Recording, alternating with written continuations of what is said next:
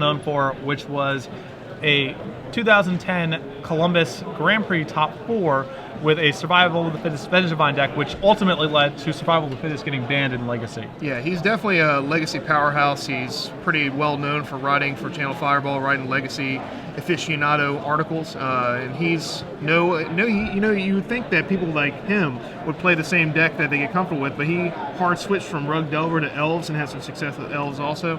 So let's see how he does in the standard portion with. He is playing Jund. Pretty conventional list. He has 2 main deck Lifebane Zombies, which was the card in question.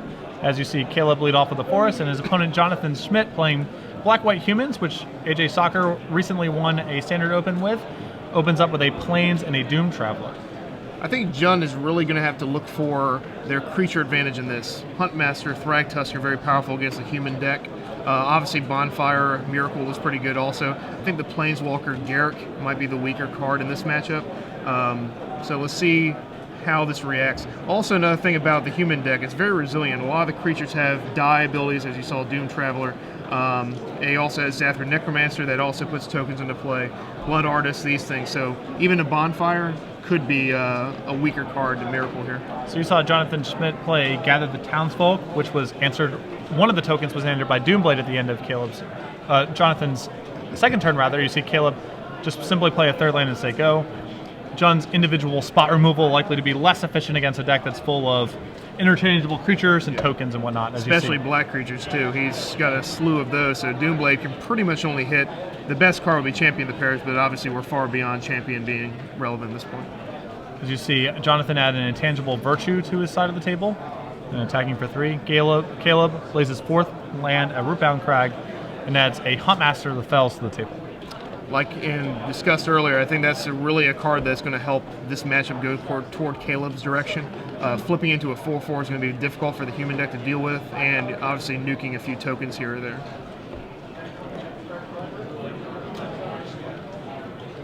Jonathan now with his board of Intangible Virtue, a Doom Traveler, and a human token. I see, yeah, that's Bloodthrone Vampire is a pretty interesting card in this deck. I think it's pretty good. So we're going to see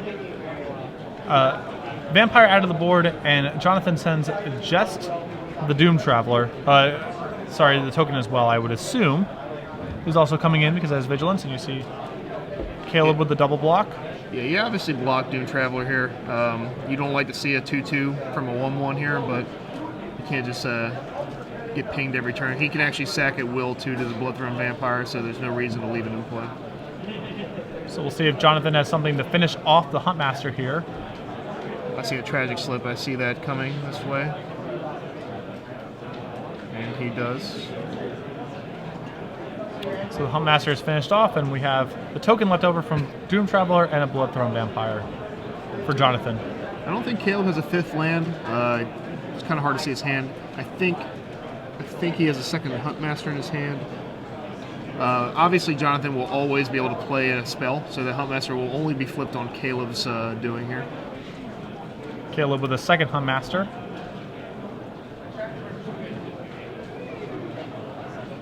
See one of my favorite cards of all time in Jonathan's hand, the old Lingering Souls. Much better in his deck than Esper, but you see the synergy right here. These are just big spirits. So he's going to get a couple 2/2 Flying Vigilance tokens here.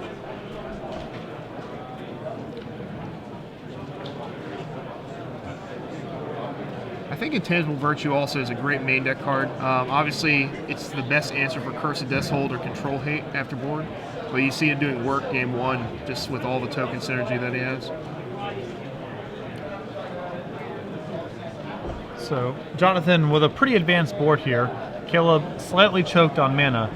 You can see he's trying to lead out with his Huntmasters here to draw out whatever removal he can to try to set up Olivia.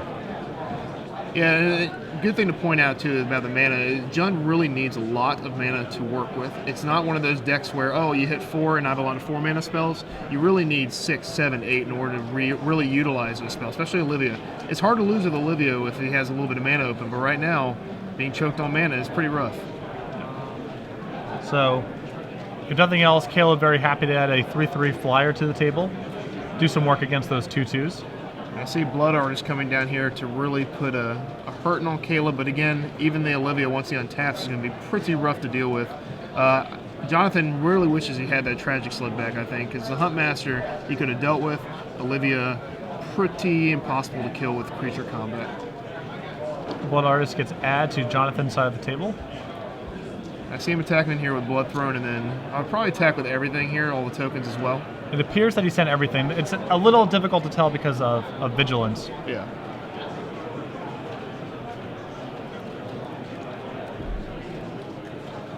So we're going to see how combat resolves here.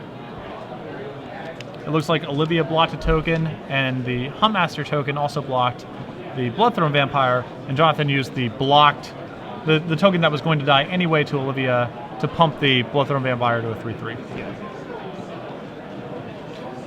I wonder how much damage, if he would have flashback Lingering Souls prior to combat, he could have actually dealt. It would have been a real healthy portion, I think. Yeah. So if Caleb, he got through, that is. Caleb falls to 13 through the attacks and various Blood Artist triggers. Jonathan at 21. It's not looking too bad for Caleb here. He really wants to deal with that Bloodthrone, or excuse me, the Blood Artist on his turn to prevent any kind of combat tricks on his opponent's turn. Probably not seeing everything in his hand would ping that guy main phase and get Olivia to remove from the board. He plays a land untapped, so we'll see what his. It says go, so that he probably has. Does he have Tragic Slip in his deck list here? He has 2 copies of Tragic Slip. Okay, so he has to have a Tragic Slip in his hand. And he's going to use it here. Yeah, here it is. He's actually got 2 Tragic Slips.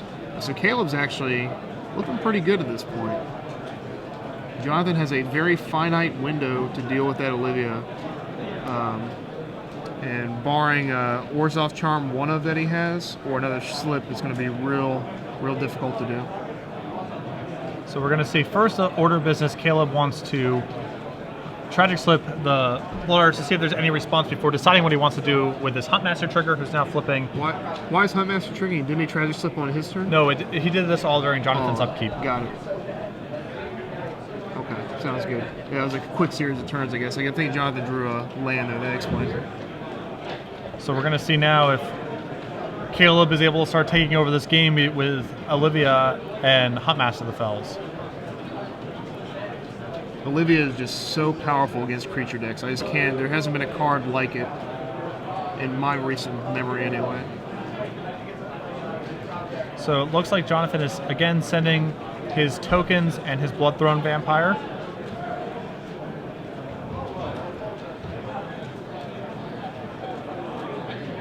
So we are, I think, Jonathan going through the combat math permutations here. Yeah, he's definitely going to sack 2 things in Bloodthrone to make it bigger here to kill the Huntmaster. And then in response, we're going to have a slip here and just a ruinous really turn. That is a ruinous turn for Jonathan. Yeah. Now with the Tragic Slip at Morbid, clears it out, and now Caleb can really start to take this game over with his Huntmaster and his Olivia. It's not looking good for a human team here, so we'll see if we can get a slip here or a removal spell for that Olivia in the next turn or so. If not, it's going to be real tough for Jonathan to come back.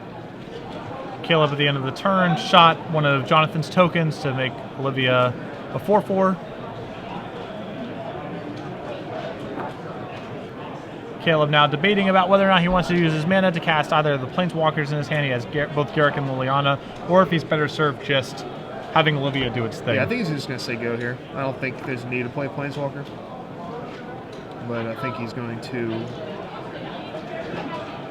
Yeah, at this point, just saying go with Olivia active with enough mana to ping both. Yeah, he's going to go with that. To ping a token, he's just has no reason to cast a spell at this point. Nothing Jonathan draws can be played and will survive. He's going to Lingering Souls here, but... Lingering Souls is not a terrible draw. It actually gives him something of a board presence. It's going to take Caleb a few turns to be able to weather the storm, so it's giving Jonathan a little bit of time to find one of his removal spells for that Olivia. Oh, yeah, definitely. And also, I mean, Lingering Souls into a Sorin next turn might be a pretty big turn for him. Again, Caleb is fairly low from all that early damage. And he's attacking here too, so I don't... He can just block and ping one. I wouldn't have attacked here. I believe he's going to probably... It looks like he's stealing the token that was pinged. Oh, good enough too. Yeah. And blocks. Even if the token wasn't a vampire, it would still be a rough turn there to do that.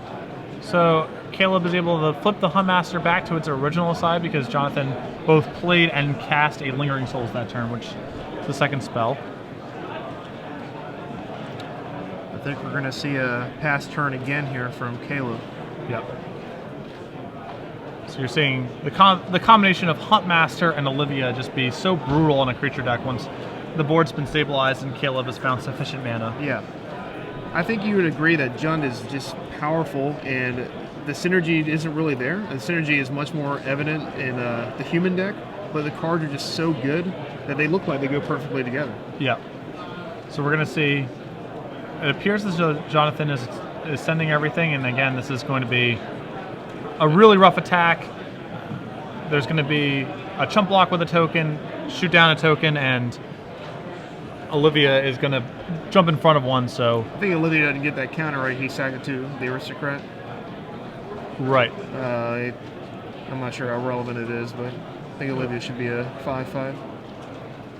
Caleb has successfully, weathered the storm here and looks to be comfortably in the driver's seat.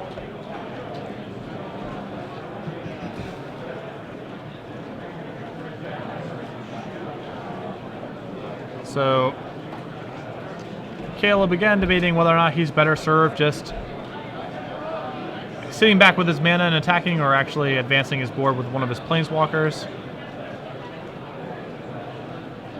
Still pretty low on life, so he has to be semi-conservative with how he proceeds here, but he is firmly in the driver's seat. I think Jonathan would die for a mountain or two in this situation just to get those last few points in.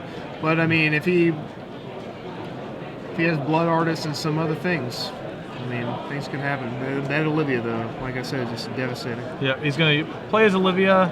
This looks like lethal ping. almost. 7, 11, 12. Yeah. And that is a lethal attack, and we see Caleb take the first game. So, onto our sideboard here, we have on Caleb's side, he has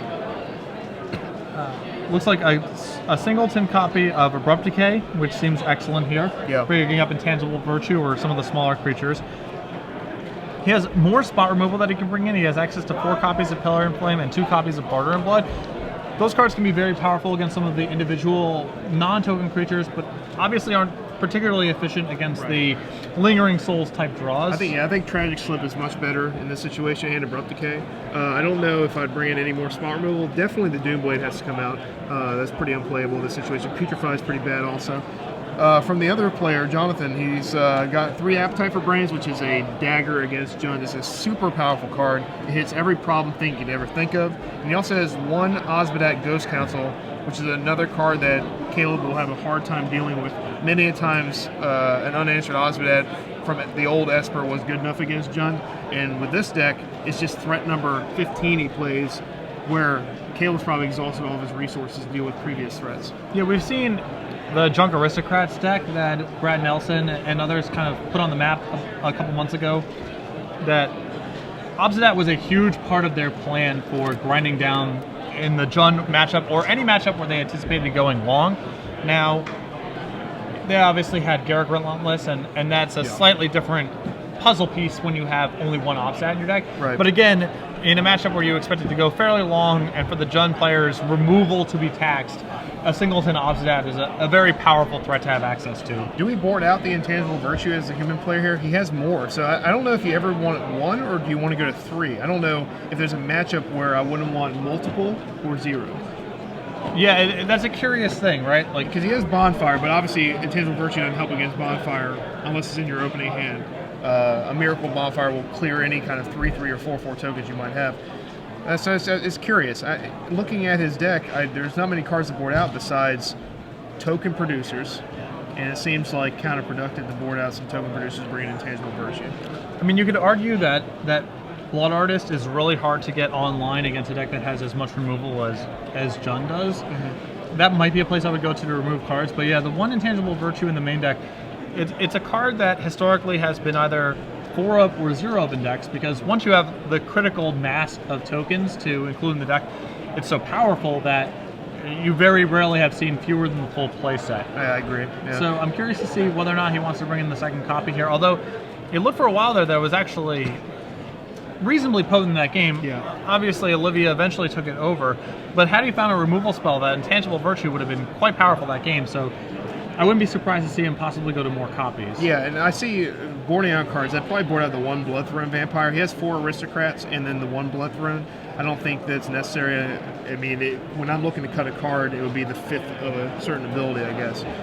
He has Orzhov's Charm, which he has to leave in 1. He has to leave in all the Tragic Slips. The only other card I see him cutting maybe is Sorin, but Sorin's also very good against Jund.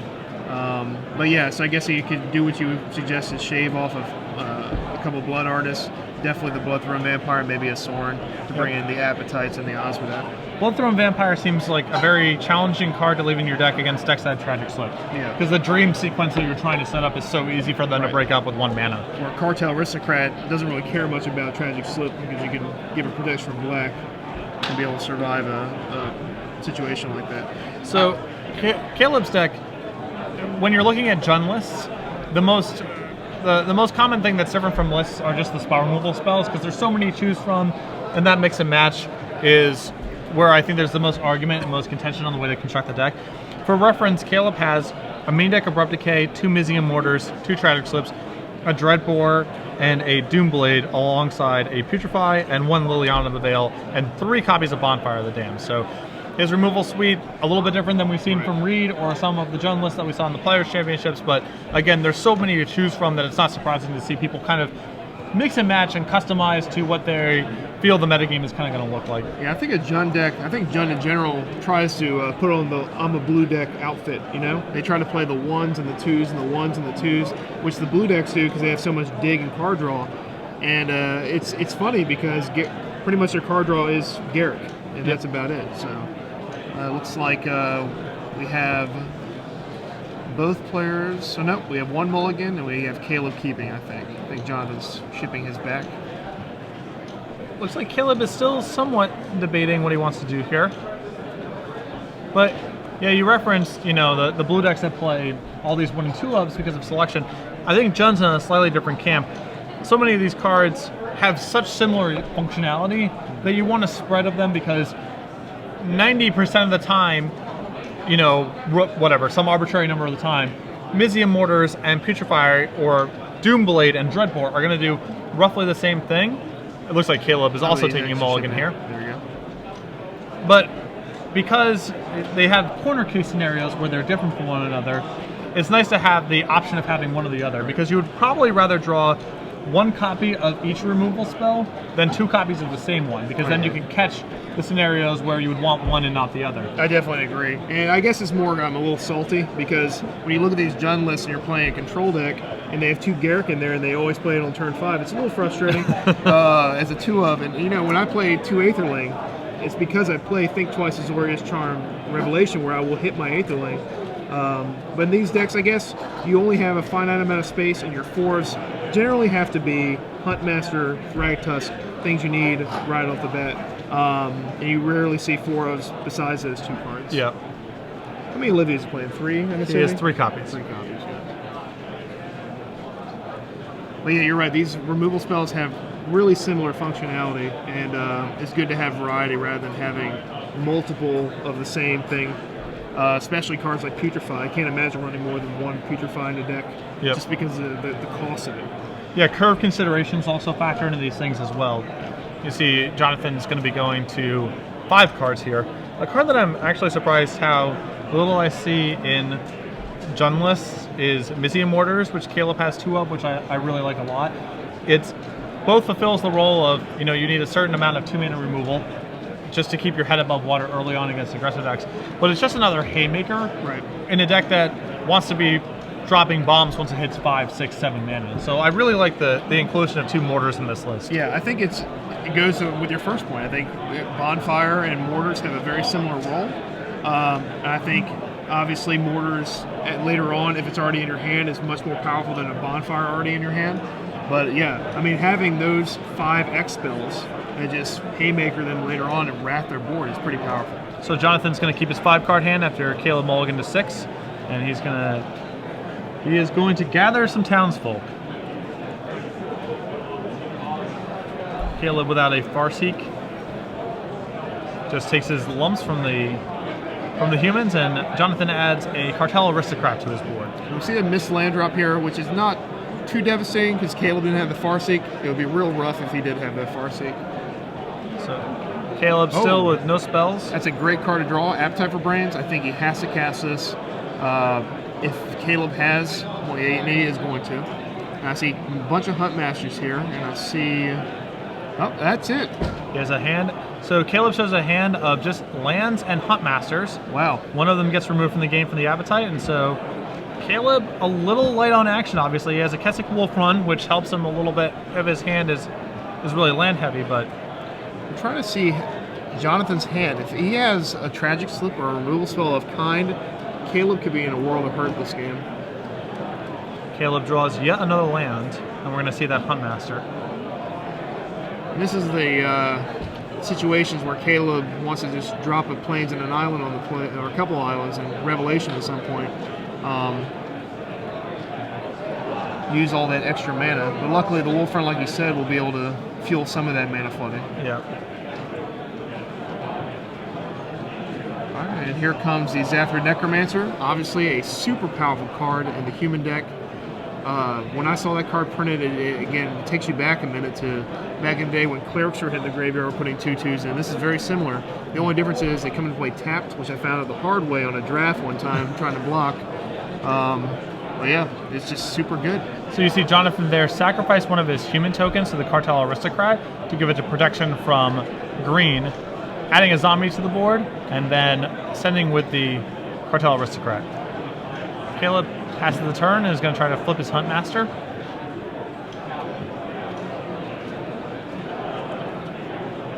Now, I don't think Caleb would have blocked particularly if he would have waited to tap the Aristocrat and then sacked it to give it the protection after blocks.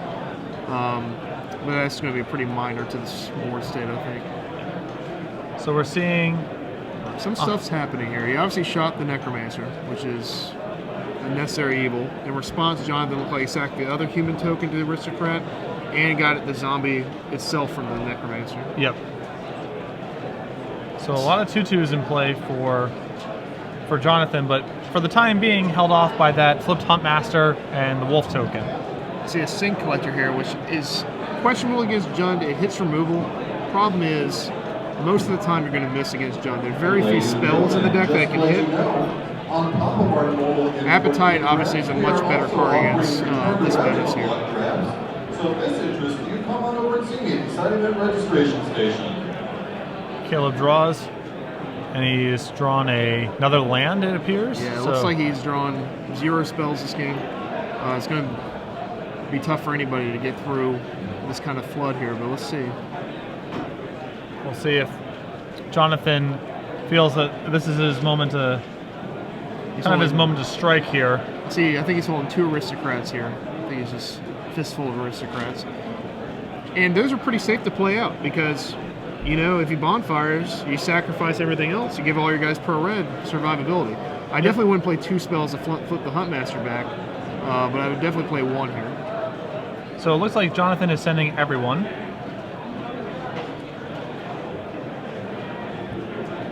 And this will result in 2 zombies getting blocked. Jonathan says, okay, doesn't matter, take your 6, go to 6. And then I think here comes at least 1 of these Aristocrats.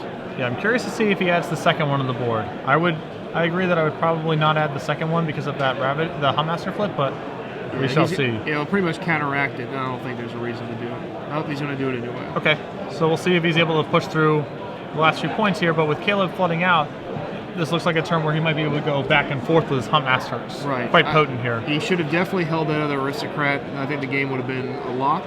Now it's going to be pretty tricky. If Caleb draws an instant spell here, man, that's just be too good. I think he drew another land. Yep. All right, well, again, we're going to have a flip here, but then again, he's got pro 6 damage on the board if he draws any creature. So we're going to see, we're going to, looks like he's sacking 1 to one of the Cartel Aristocrats. 1 he targeted, yeah. I think, is that a creature he drew? Yeah, that's a good one too, is Doom Traveler. I think this is going to be game if Jonathan doesn't buy Caleb's bluff here with Fistful of Land, which you've seen the turn before, you know, so he knows. Yeah, Jonathan's working with a lot of information here. think we're going to have a go for a moment here. I don't think the human deck really wants to play draw go with John here. I think Jonathan has to consider whether or not he wants to sacrifice his creatures before combat to prevent Caleb from blocking at all, which appears what he wants to do, or wait to get into combat and see how Caleb blocks. I think he's going with option A. I think he's going to do it pre-combat, which is the right play here. Because even if Caleb has a removal spell, he has one extra creature there to save whatever he targets. So Caleb's in a no-win situation. No card in his deck could have saved him this turn here. So that attack is going to knock Caleb down to 2. And now Caleb is drawing very slim to get out of this bind. And there it is. There's a concession. So it's interesting. We saw Jonathan bring in Sin Collector in that game and miss, obviously. Caleb had no action. Right. I know a lot of people who feel that Sin Collector you're just in general supposed to be bringing in against Jund in post-board games, because if they're siding in anything against you, it's almost certainly spells. There's very rarely creatures in the deck, in the sideboard rather, and anything that's coming in is a spell, and likely to be a high impact spell because they're boarding it in against you in the first place. So even though the Jund deck's a little spell light, I know a lot of people who advocate just bringing in Sin Collector against them just in general because of kind of the texture of their deck in post-board games. Yeah, I understand the logic, and I just generally disagree with it. I think that Sin Collector against Jund is almost an insta-dead card. It's just hard to hit one of those 1, 2, or 3 mana removal spells, especially if Jonathan's on the draw here. If Caleb does have a Tragic Slip of Mortars, if he doesn't have Farseek, he's definitely using it in the early turns on an Aristocrat, on a Doom Traveler, on something. So you're basically paying 3 to see their hand.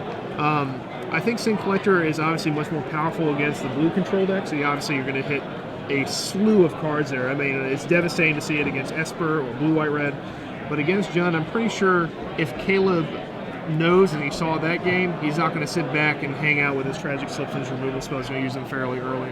Yeah, I think a big issue as well is that against blue control decks, like you said, Sin Collector, a 2-power attacker matters. They're trying to, wrath you a bunch and eventually stabilize with a large creature, and every little bit that you do matters. Against a deck like Jund that has so much life gain and creatures that are very good at invalidating smaller creatures, that 2/1 body can easily be worth very close to 0. Right. It's much harder for the Sin Collector to be dead against control decks in the same way. Oh yeah, absolutely. A 2-power creature that takes a card is just the best against control deck. And against Jund, like you said, the body is too small to get past the Thragtusk and the Huntmasters and the Olivias. But we saw Appetite for Brains do work that game. I mean, think about if Caleb had an Olivia in his hand at that point. That's your answer. That's the way to get it without having to hope to draw one of your removal spells that you don't already have equipped. Yeah, and for those of you who haven't been paying the closest attention to Standard over the last couple of weeks, Black-White Humans recently won the Richmond Standard Open in the hands of AJ Soccer. This is another deck that's incorporating a new M14 card in Zathra Necromancer. Obviously, chock full of synergies in this deck, a critical piece of the puzzle for this deck's overall power level. Mutavault, also a card that this deck can incorporate. It's not just a Mistress Factory that can't pump. Also is every creature type, which is really relevant, of course, for tribal synergies. So, I actually ripped a Victim of Night against the Mono Green deck that had Mutavault, and it did not work out for me. Yep. And in this deck, Zathra Necromancer gets you a 2/2, and it's Mutavault dodges a couple of removal spells. So at the Invitational, I had a Strongperk Noble that was able to evade a Mutavault for the same reason. Yeah. That's another funny little situation there. Mutavault's it's a nice little add to Standard. Obviously, I wish it was never reprinted as a biased control player, but for the health of the game, I think it's pretty important. It just goes in so many decks. So we're going to see Caleb here take a mulligan, and Jonathan appears to be keeping 7. Caleb's a good player and a professional, and he can shrug off that last game, I think, pretty well. But most players, even myself included, after having a hand with 2 Huntmasters and 4 cards after mulliganing, it's pretty frustrating to never see another spell for the rest of the game. And the game ends on turn 8 or 9.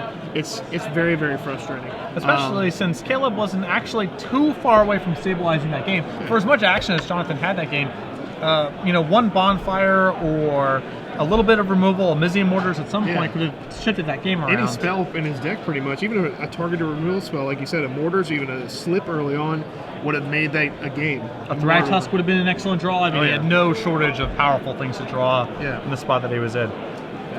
Another card that's new from M14 that Jun's incorporated alongside a bunch of other decks is Scavenging Ooze. A lot of decks were playing kind of Ground Seal as their 2-drop plus, you know, a little bit of anti-graveyard disruption. Scavenging Ooze obviously much more powerful than that card. Right, yeah. And we see 3 copies of it in Caleb's deck. I'm sure you like 2/2s for 7/7s for 2 is pretty good, right? Yeah. It's not too shabby.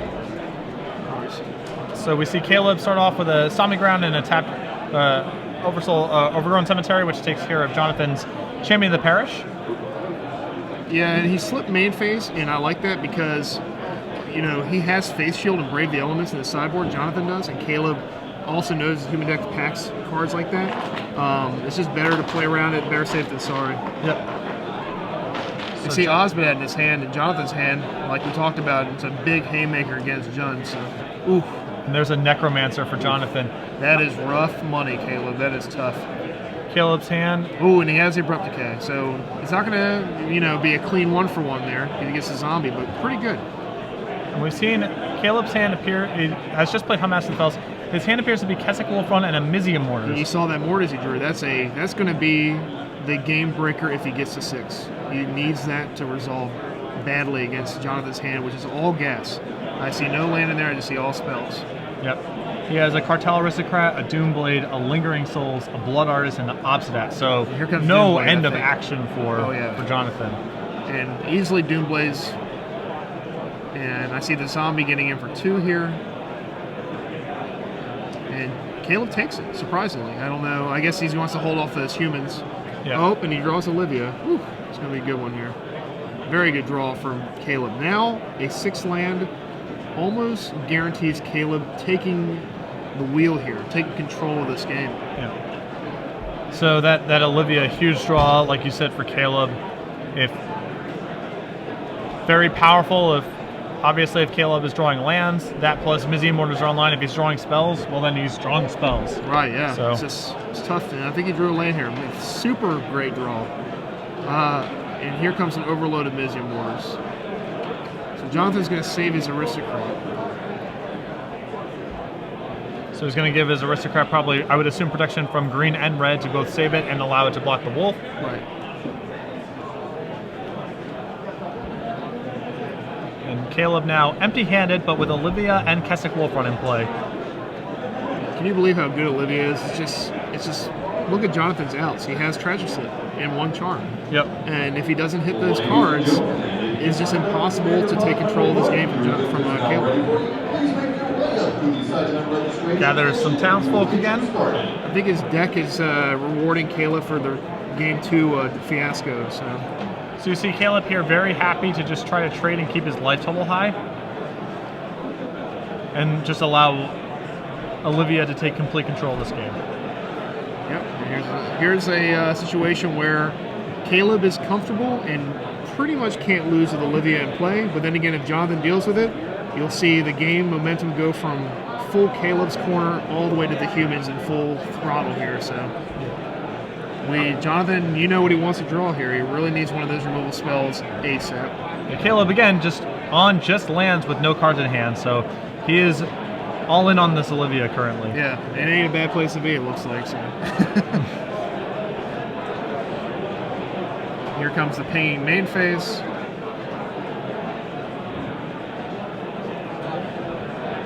Yeah, he only gets he gets 1 counter. He pings it once, and the protection stops it. That's what we tried to say game 1, where he accidentally put a 2nd counter on his Olivia, or 3rd counter.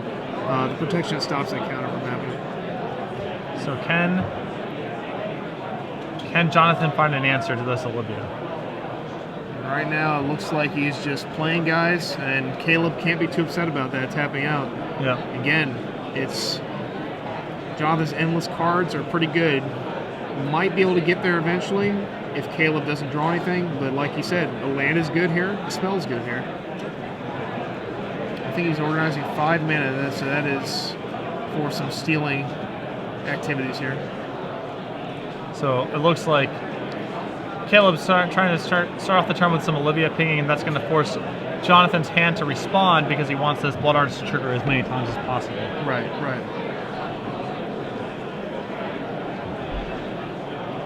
Yeah, this is a situation where Caleb, again, is just keeping his fingers crossed. He's on a very fragile, thin ice, if you will. Although it appears he's just drawn one of the more powerful draws in his deck as a Garrick Primal Hunter, but he's simply going to whittle down Jonathan's board this turn, and I like that play for a number of reasons. Here comes Insane Collector again. I wish Jonathan boarded it out. It's just a card that's just not going to be able to hit against the Jund deck on the draw. Oh, and we have a Miracle. Pretty close touching his hand. Be careful. Yeah. And I think that this is just going to be a lethal 1-2. No, short 1. Okay. Right, That's enough for a 6, concession from Jonathan. 9, 12 damage. Going to 1 for Jonathan is pretty much doing it dead here. So it looks like Caleb wins in a pretty fun fashion. Olivia game 1, Olivia game 3. That's just nothing the human player can do about that. Yeah, very dominating against creature decks. I really liked Caleb that last turn instead of. I think that